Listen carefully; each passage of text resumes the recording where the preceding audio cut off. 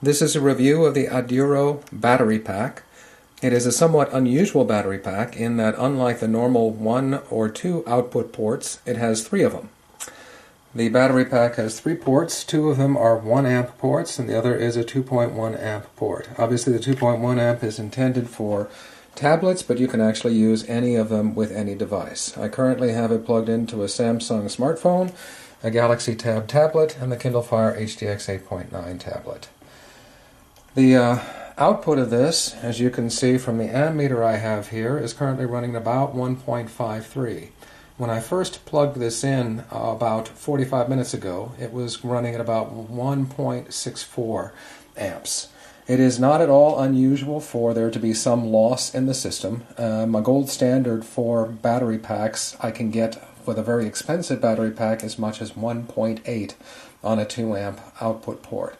1.64 going down to about a 1.52 is not the best, but it also isn't anything that particularly worries me, and there's actually no problem charging then.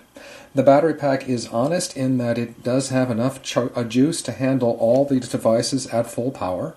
When I plugged in just the Samsung phone and tested the ammeter on all 3 of these output ports, I got a full 1 amp output on each of them.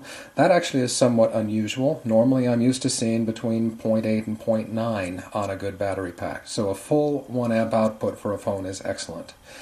The Aduro comes with the pack, a carrying bag, and a small USB to micro USB cable, which I'm not currently using.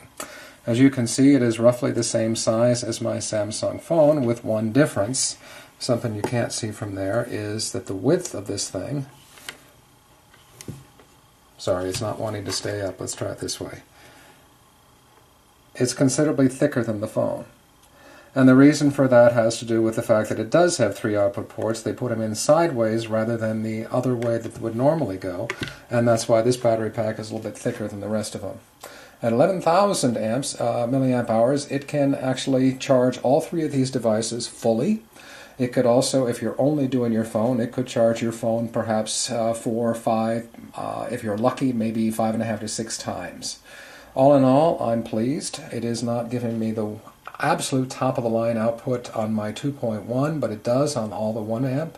And the little bit of loss here on the 2 amp, as I said, does not particularly worry me, and I can recommend this device.